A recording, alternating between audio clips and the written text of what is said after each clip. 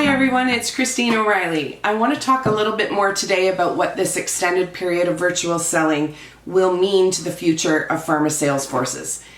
Since the physical sales force represents one of the biggest investments that a pharmaceutical company makes, I've been watching and I've been listening to what's going on in the field of virtual selling.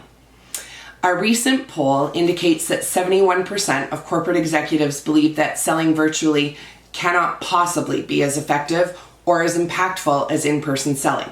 The reasons are obvious. Lack of audience interaction, the fact that it's harder to build relationships and rapport over the web, presentations can become passive in some instances, and the overall worry that customers could be multitasking on screen. But haven't they always been rather distracted in their office environment? Those hallway calls and the sample cupboard bump-ins, it all really gets me thinking. Because I imagine when things open up and we resume some sort of normalcy, will sales forces maybe reduce in size in favor of some of the other ways we've learned to service our customers outside of the physical and traditional sales call?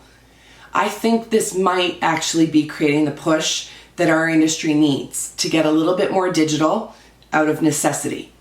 Now really is the time to lean into social connection, something that pharma has admittedly lagged behind other industries by many years for what we thought was very good reason. But now we're having to work harder to create engaging conversations outside of those traditional sales calls. Will our future approach be virtual selling first and then perhaps reserve face-to-face calls for moments that require that physical presence? Imagine a future where pharma activated inbound customer service departments to play a much bigger role in the overall sales process. Could CRM and inbound marketing, things like robust email campaign efforts, intensify? Some of our clients are already doing that. And is that better for all of us on the whole? I'm just going to put it out there.